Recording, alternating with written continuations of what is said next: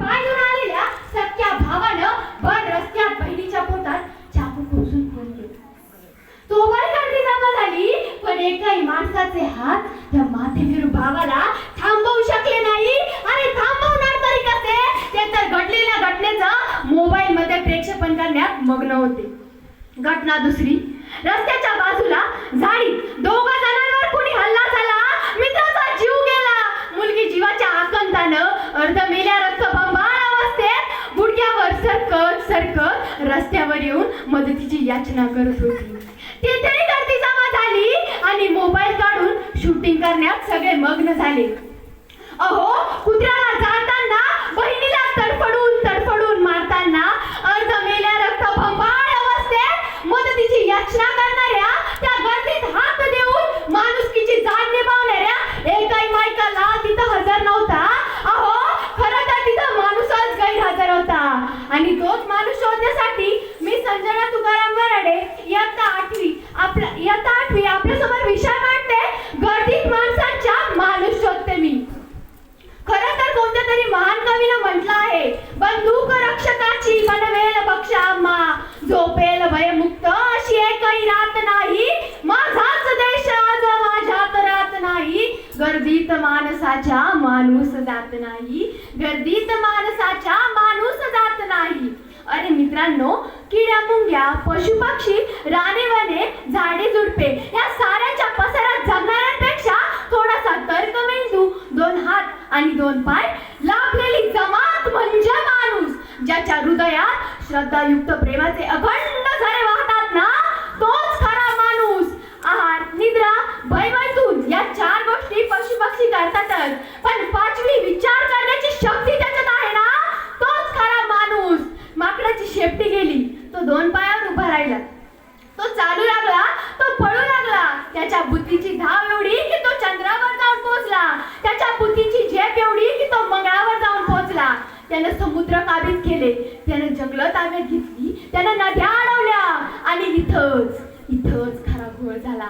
जशी त्याने जंगलं ताब्यात घेतली, तशी त्याच्या मनातली हिरवाई संपली. जशी त्यानं पाखरांचे संसार उद्ध्वस्त केले, नद्या अडवल्या, मात्र प्रेमाचे झरे त्याच्या आटले. अरे, त्यानं विशाल समुद्रावर राज्य केलं, पण मनात संकुचित डबकं मात्र तयार झालं. एकीकडे त्यानं ग्रह ताऱ्यांना प्रदक्षिणा मारल्या, पण दुसरीकडे त्याच्या संवेदनाला ग्रहण लागलं. सोपं करून सांगायचं झालं तर माणूस माणसापासून दूर गेला, माणूस स्वतःच्या अस्मितेपासून दूर गेला. अरे संध्याकाळच्या जेवणाच्या वेळी घासातला घास, वाटीभर भाजी शेजारच्या घरी नेऊन देणारी पिढी आज मुळातच थकली आहे.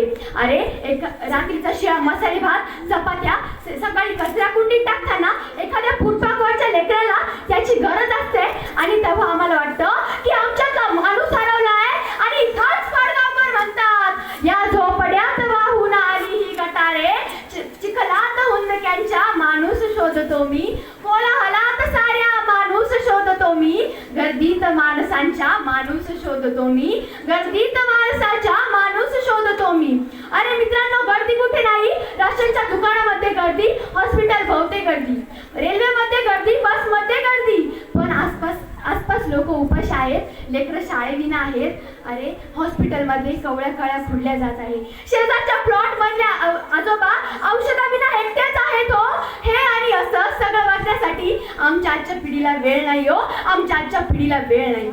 सिमेंटच्या भिंतींना मातीच्या भिंतींना सिमेंटचा गिलावा आला, मात्र माणुसकीचा ओलावा पापुद्रे उडून जावा तसा उडून गेला. आणि या सगळ्याचा परिणाम म्हणजे इथल्या माणसांची मने मुरदार झाली. तरी या भयान गर्दीत आम्हाला माणसाला शोधावंच लागेल. आणि त्या माणसाची सुरुवात आपल्या स्वतःच्या अंतःकरणापासून करावी लागेल. अरे, जेव्हा प्रत्येक घर श्री स्वागतासाठी सज्जन असेल, तेव्हा सापडेल आम्हाला माणुसकी.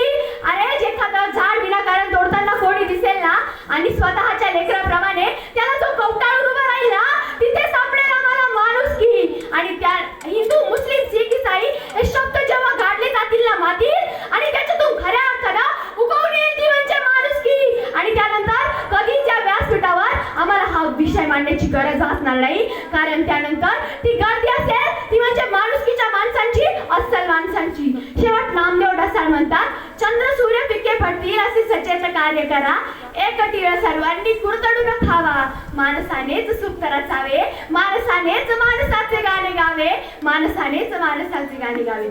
शेवट जाताना या व्यासपीठाचा निरोप घेते व एवढंच सांगते, हीच मुची प्रार्थना, हेच मुचे मागणी, मानसाने मानसाशी मानसा समवागणे. हीच मुची प्रार्थना, हेच मुचे मागणे, मानसाने मानसाशी मानसा समवागणे.